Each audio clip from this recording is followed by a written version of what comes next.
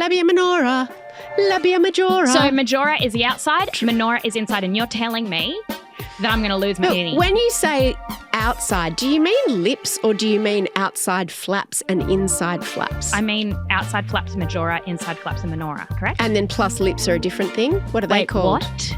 I don't know. You have 3 sets? No, you have to go to the doctor. Of course, Mia has more labia than anyone else. I'm at top of the labia leaderboard. No, you're not meant to have 3 labia, Mia. You're only meant to have 2.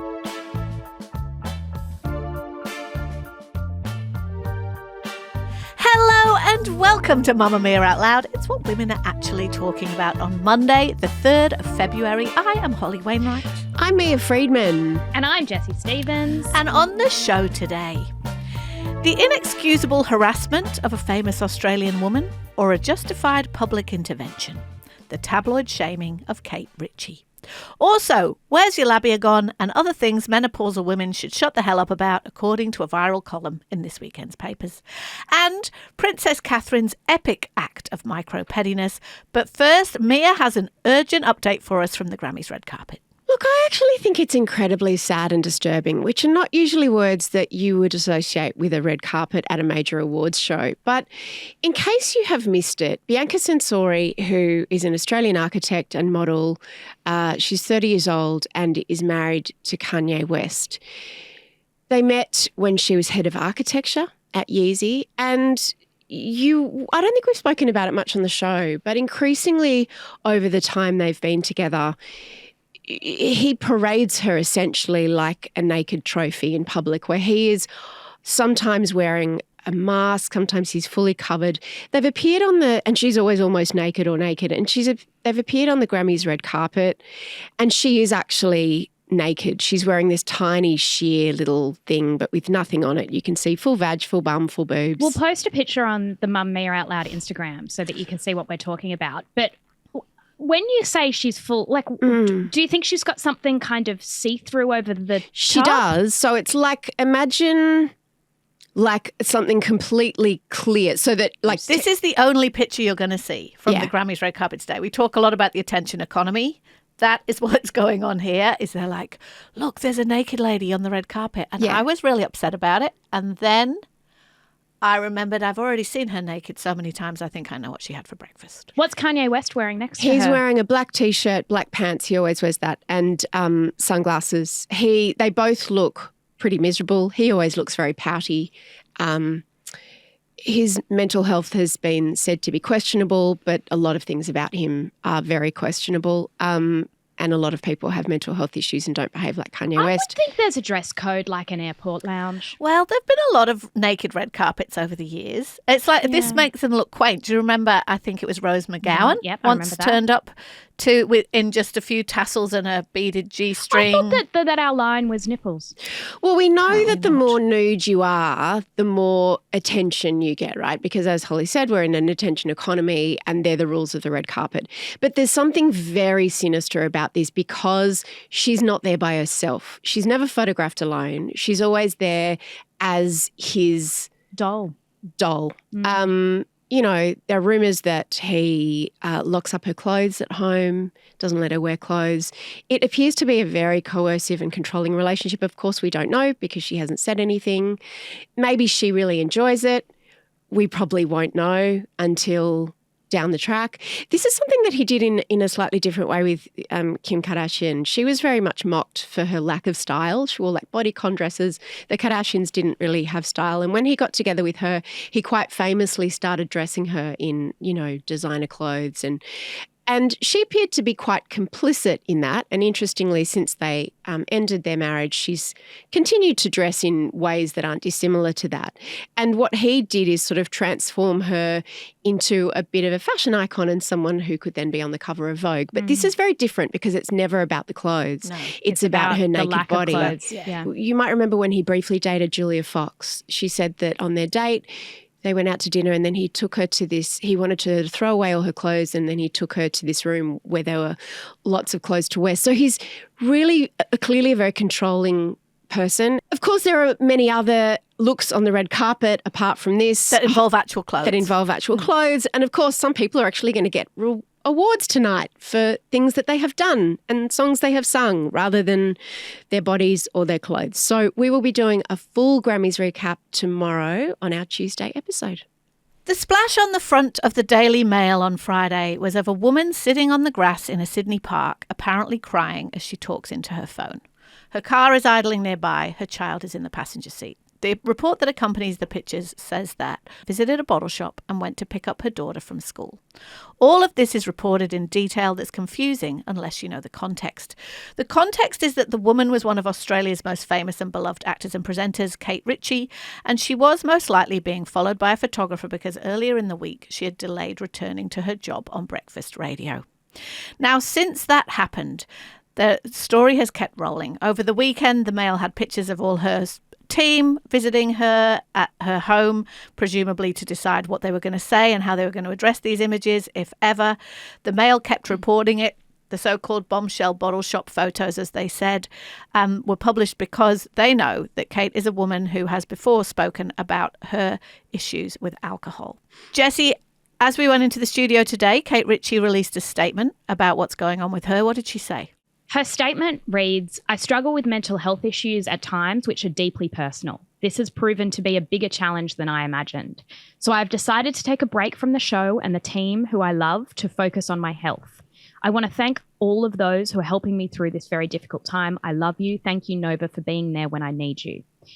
This is also a problem many others are struggling with. They know what it's like. The images of me taken last week show that I wasn't okay on that day.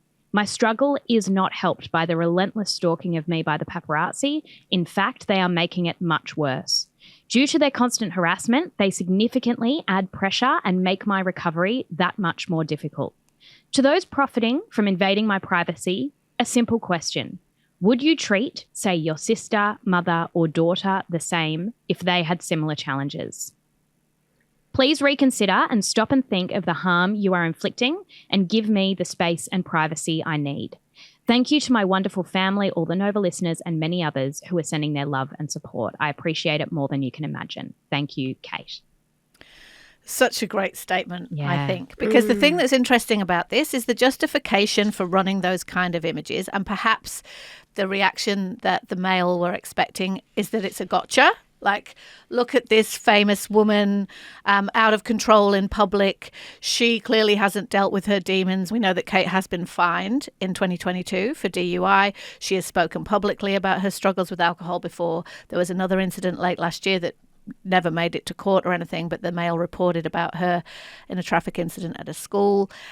The thing is that the internet didn't really respond with that kind of glee. They mostly showed the kind of empathy that Kate's asking for in that statement, right? In fact, the statement is really telling because she is saying the paparazzi are making it worse. And what I found over the weekend on TikTok, and then Constance Hall, who has 1.5 million followers on Facebook, 100% empathy is what I saw. It was like we were being baited to shame this woman, and our instincts to shame a mother, which are often particularly strong. Yeah, I saw some pushback, and I think it's worth pointing out. And, you know, obviously we send our love to Kate and to anyone who's going through this. And I don't know anyone who looked at those pictures or that video, and a lot of people did, and didn't feel a bit sick that they were even looking at it, and then didn't feel overwhelmingly sad and sorry for her. I think, though, there are two things that complicate this a little bit that some people were talking about, and that is that she was driving with her child in the car and that she was on a public road. And we don't know whether she was affected by substances, but as she says herself, she was clearly distressed and not in good shape, and she stumbled as she went to get in the car. And some people have said, why didn't the photographers intervene? Why didn't they either prevent her from getting in the car? Why didn't they see if she was okay? Why didn't they offer to call an Uber?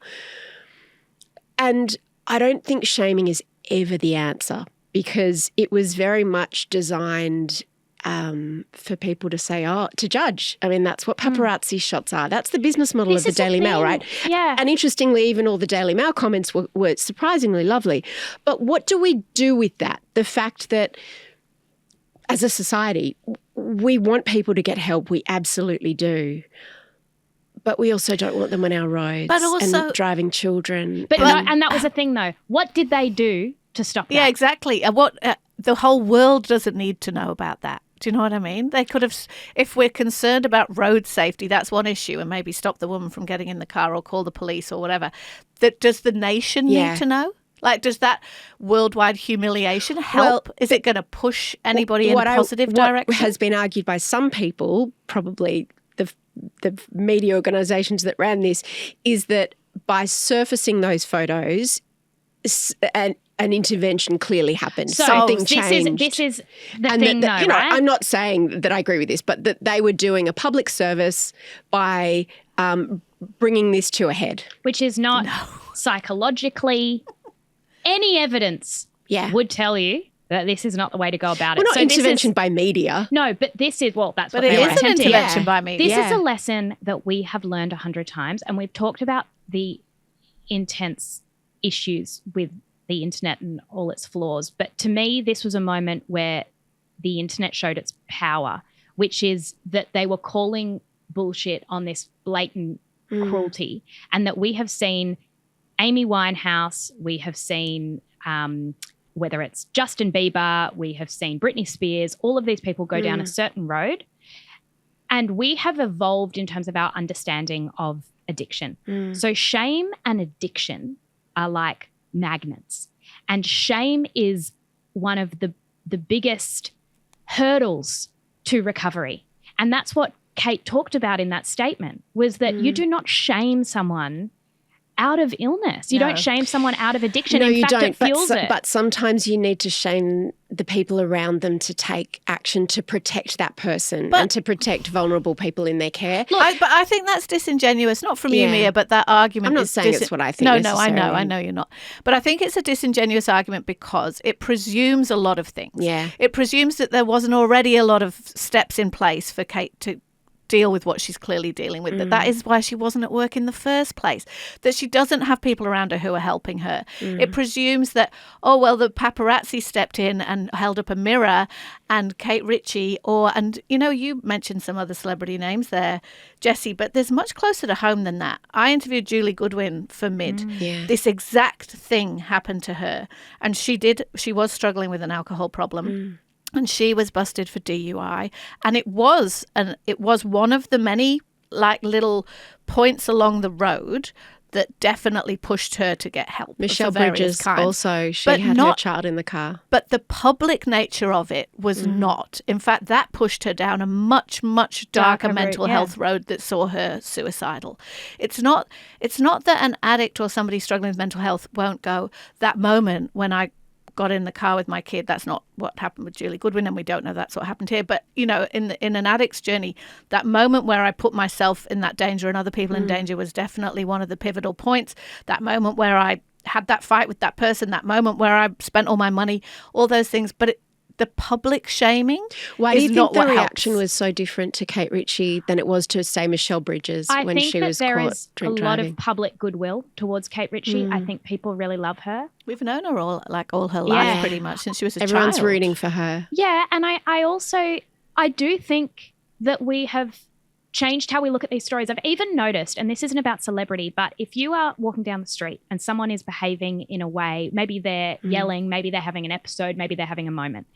10 years ago, I would see people pull their phones out, and there was this instinct to just film, right? Recently, I was walking down the street and that moment happened, and I saw someone do it, and I saw someone else say, put it away. I reckon that we have this broader public understanding that that is not how we behave, that there is something morally degenerate, disgusting, unvirtuous about that kind of behavior, and it's undignified. It's not giving dignity to the person that you're filming. So if I saw someone getting in the car and they were intoxicated, I might call the police. I might, but I wouldn't get my phone out. because that's not how No, but you also change that's behaviour. that's not your business model. Kate, if you are listening, and to anyone who is struggling at the moment, we send love and we're rooting for you. And if you or someone you know is struggling, we will pop some resources and links in the show notes. Have you checked on your labia lately? Because it might not be there anymore. Yes, this is CSI labia. Apparently, the disappearing labia is a menopausal symptom that affects up to 85% of women, but hardly anyone's talking about it. Maybe we didn't notice. Okay, wait. The sound Maya. you can hear is everyone putting their hand in their pants. Yeah. Maya, have you checked your labia recently? Well, hang on. Oh, Maya, get your hands. We are in a public Stop space. it. Well, it's still there, I think. Holly, have you checked your labia Is it recently? menor? But the other thing is, there's two types. There's Yes. the menorah and the menorja. Majora. Majora. I don't even know the names. Okay, but so there is a catchy menorah little song. is urini. Have you heard the catchy little song? Have a listen to this. Labia majora, labia minora, they protect the openings and come in all sizes. Labia majora, labia minora, they protect the openings and come in all sizes. Labia minora, labia majora. So majora is the outside, menorah is inside, and you're telling me that I'm going to lose my But eating. when you say outside, do you mean lips or do you mean outside flaps and inside flaps? I mean outside flaps majora, inside flaps a menorah, correct? And then plus lips are a different thing? What are they Wait, called? what? I don't know. You have 3 sets? No, you have to go to the doctor. Of course, Mia has more labia than anyone else. I'm at top of the labia leaderboard. No, you're not meant to have 3 labia, Mia. You're only meant to have 2. Anyway, during menopause, apparently, Did you grow an extra pair? I could have. Dropping estrogen levels, unlikely, because my taken too estrogen much levels, I think, are low. That is so you. Take so much It is so estrogen. you. You're They're like, carried away. anyone else have 8 labia? No. But apparently, both the inner and the outer lips of the vulva can literally shrink and in some cases completely disappear. And it can start as early as your 30s or your 40s. The good news just keeps coming. The medical term is vaginal atrophy. And it comes with some not so fun effects like dryness, itching, and painful sex. But here's the thing. Apparently, you don't have to just cop it. There are treatments Of available. course there are. From over-the-counter moisturisers to prescription estrogen creams. Because Gen X women stood up and they said, not our lips. You can take everything, but not our menorah. When it comes to perimenopause and menopause, there's one woman who would like you all to say less.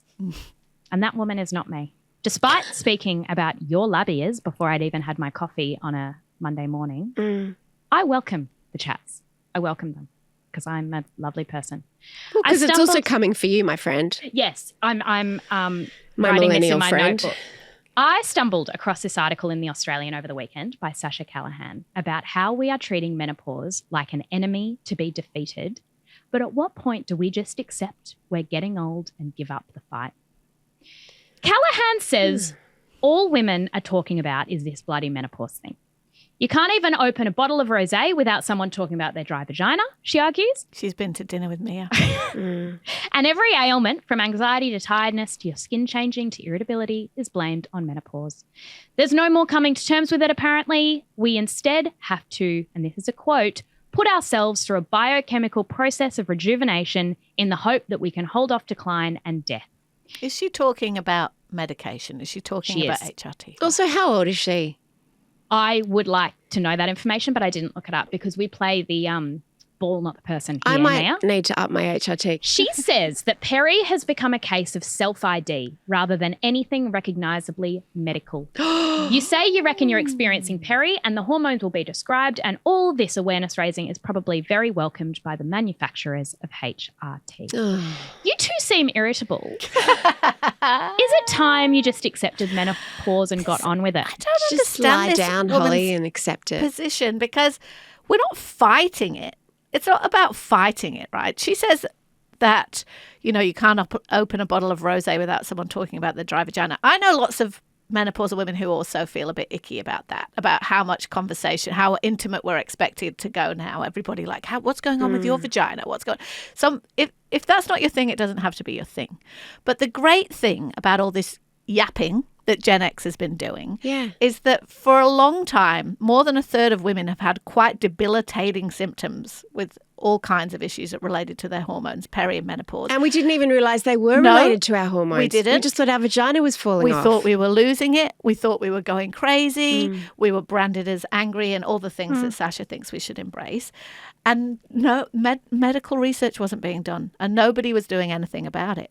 Whereas it's funny how often when men, as they get older, things start to droop, perhaps. There's a little pill for that, like this. Do you think that sometimes, playing devil's advocate, we conflate real symptoms like insomnia, brain fog, anxiety, what happens to your bones, like real stuff, all kinds of stuff, with the more superficial? That maybe that's what some people are going, it's one thing to want to be able to sleep, but you know, thinking that buying a cream or something is going to wind back the clock is, you know, ridiculous. Well, it might in your downstairs, but look, I agree with you. I think that there's a difference between saying I don't want to look like I'm getting older, which happens also, funnily enough, during peri and menopause, and those, as you say, those superficial signs. But every single symptom that my HRT treats and every single symptom that women talk about, whether you choose to take HRT or not, there are other ways to treat it. And even just knowing what causes something, I guess she's arguing too, does it need to be treated? Well, it only needs to be treated, in inverted commas, if it's negatively affecting your life, right? So nobody is saying, and there's no argument that there is a bit of a gold rush going on. For, like, drink this tea, rub this cream on, take these supplements, light this candle. Like, there is no question that that's all happening out there. That's definitely real. Because Gen X women have started talking about something, as we said, that hadn't been being talked about before. We've been talking about it for apparently 30 seconds, and now we're all being told to shush. You don't need to treat things unless they're really impacting your life. Yeah. But as Mia said before, a lot of it really does impact a lot of women's lives for a period of time. Women have been accepting everything that happens to their bodies naturally for tens of thousands of years. And this reminded me a little bit of the conversation we have about childbirth, that it's like, it's this natural thing. And like, you know, women have been doing it forever. Why are you trying to resist this natural process? And the thing about doing anything naturally is that inherent within nature is a lot of violence and a lot of pain, suffering and potentially death and like really scary stuff. And so if you want menopause to happen naturally without these interventions, what we've seen is women leaving the workforce prematurely, having brain fog so badly that you can't form a coherent thought. Yeah, I think that the two things for me, the two sides of it, there's the shame, which I think all of this talk about dry vaginas and everything, even though you might roll your eyes, it's all about bringing something out of the shame hole. That's been a fantastic thing when it's happened to mental health, when it's happened to miscarriage. It also prepares the next domestic violence, generation. It's so like many a things. surprise. And also they might actually be pleasantly surprised because not everybody does get all that stuff. So you might be like, oh, look, that didn't happen to me. Yeah, and then there's the suffering part, which is there's 25% of women will have no symptoms. Good for them. Awesome. 25% of women will have incredibly debilitating symptoms that will really impact on their life. And the rest of us will probably be somewhere in the middle, which is where I'd say I fall. And it's very subjective whether you choose to do something about it or not, buy a cream, take hormones, whatever. But information is power. We know that. And I think that a lot of this has also been about retraining doctors, because the level of misinformation and buck up little camper vibes from the medical profession for a really long time has really damaged women. So I think it's all good. You may have seen that our conversation on last week's show where we identified a phenomenon called micro-pettiness, where people do tiny, often imperceptibly petty things as a way to make themselves feel better. We went viral, didn't we? It turns out that Outlouders very petty. have self-identified as the pettiest, the most petty of any podcast community, and they're like, oh, I have some examples. Our big boss Ruth came up with this. It's a totally original syndrome phenomenon, micro-pettiness, and we're leaning in. I think that one of the people who clearly saw that video and said, hold my beer, is Princess Kate Middleton, because she's not known for being micro-petty. Well, no, she's not. You would think she would definitely rise above that. However, Kensington Palace has announced that she will no longer share details of her outfits with the public when she goes to a public occasion. Now, this isn't entirely new, but they have announced it. So they tested this out when she visited Wales recently. And the reason being, they say, it's not about micro-pettiness at all. They say they want to shift focus from her fashion to her actual work. I think Kate has come back from her year off of being treated for cancer with big nop energy. That's what I think. Boundaries. Because even though this seems like a tiny thing, so what they mean is usually, say Kate goes and opens a bridge or goes to a childcare centre or whatever she does. Obviously, press releases come out. They tell you where she was. They tell you who she met, who she shook hands with, what the main points were. Yeah. And they tell you what she was wearing. I didn't realise they tell you that so that the media will, because the media want to know, right? They always want to know, no matter what. And they've got the facts in front of them. The media will still want to know and will go and find out. We could all do a reverse Google image search in a hot minute for the latest pair of nude pumps. It's not ideal because now it won't be confirmed. Now it might be that. It might not be that. But what she's doing is she's saying, I am no longer being complicit in your obsession with my clothes over my I'm not going to work. make your job easier for you. And she is not known for being rebellious, but this is basically Jessie every time Mia puts her phone to her for a fit check. Yeah. And Jessie gets her back up and shrugs and goes, I don't know what I'm wearing. I don't care. That's what Kate's doing. It's about what I'm saying, not what I'm wearing. Kate's going like, I'm doing my job. I'm wearing clothes. I know you're taking my picture. Do you want me to talk about my clothes? I'm not going to talk about my clothes. Let's talk about early childhood interventions. Let's talk about that. And everyone goes, no, we want to talk about your hat. She's like, no. Do you reckon that this is because of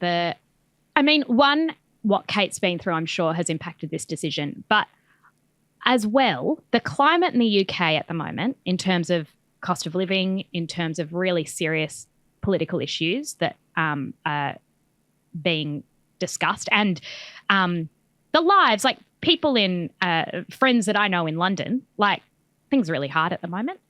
Does it feel a bit on the nose to have, Kate saying this is from Zara? She doesn't. No, I think and the thing is that about her, unlike Meghan, it's interesting. It's a real PASAG thing that the media often does with women. They don't do it with Kate.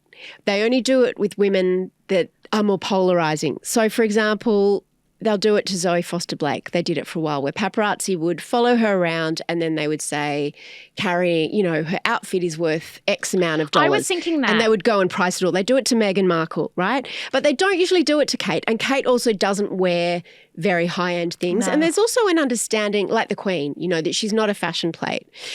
But who this is bad for is the fashion industry. I mean, it's not that bad because, as Holly said, it's not like that information won't They can put their known. hand up and say, that's our skirt.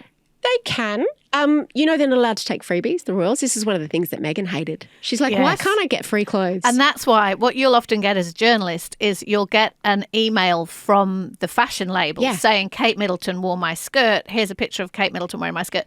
But they didn't send that skirt to Kate because Kate can't get freebies. She has to pay for her clothes. It's one of the royal rules. And she also often gets a lot of crap for repeating outfits, right, Mia? Yes. And I actually think that she uses this very strategically because someone else who does this very well is Kate Blanchett, where they will, their publicist will confirm that, yes, this is the same dress that Kate wore to the opening of the BAF, the something in 2023, and she's had it altered or she's just wearing it again. And people really like that. And the media really like that too, because it means that they can show the two dresses side by side and look at her then and look at her now. But there's a Instagrammer and journalist called Elizabeth Holmes. She used to write for the Wall Street Journal. She's now sort of made a specialty. She's not that Elizabeth Holmes, writing about royals. And she's got a brand and an Instagram page called So Many Thoughts. And she has taken a very journalistic approach to analysing the wardrobes of royal women, everyone from the Queen to Diana to now Princess Kate and Meghan Markle. And her point is, or her philosophy is, that because royal women can't speak, they really don't have a voice, right? As Meghan Markle also complained about, understandably. And they signify a lot. They say a lot through the clothes that they wear. That's one of their primary forms of communication. So, yeah, I think it's very micro-petty, and I don't say that as a criticism. I think the principle of it is awesome. Do you know what you can also tell is that she's not a woman who enjoys clothes. Looks great. No, but that's got nothing to do with it. There's certain women who love it, who love clothes. Meghan Markle loves clothes. I love clothes. You two, doesn't mean that you two don't look great, particularly you, Jessie. Insult she always brings. Some women just don't, like, you genuinely, it's not fun for you. No. It's not interesting for you. You like a nice outfit. You like to look good, and you do look good, but it doesn't feed you and you get no joy from it, really. I don't release exactly details. And that's why. And I think Kate genuinely, it brings her no joy, and you can just see that. So I think that is also part of it, is just saying, this does nothing for me. I'm not going to play the game. That's all we've got time for, Out Louders. Thank you so much for being with us here on this Monday. Well, I wonder if we're going to have a show where we can't stop Mia from talking about labia anytime soon. What's going on? Why is it just... It's suddenly, that woman's right. The woman's right who wrote that article. I actually am inclined to agree with her. I don't know what's going on. It's my pseudonym. That is my pseudonym writing in the Australian, just going, my boss will not stop talking about her vaginal dryness. And I've had enough. Rosé, no rosé. It's just, come on. Everybody put it away. Is Em Vernon. I wasn't even on the show and I heard her talking about needing that balm for her dry vagina, and she's a child. Okay. That's okay. Don't blame me. I didn't start this. Thank you. We'll be back with our Grammys roundup tomorrow. We'll see you then. Check on your menorah. Bye. Labia Minora. Labia Majora. Oh my God.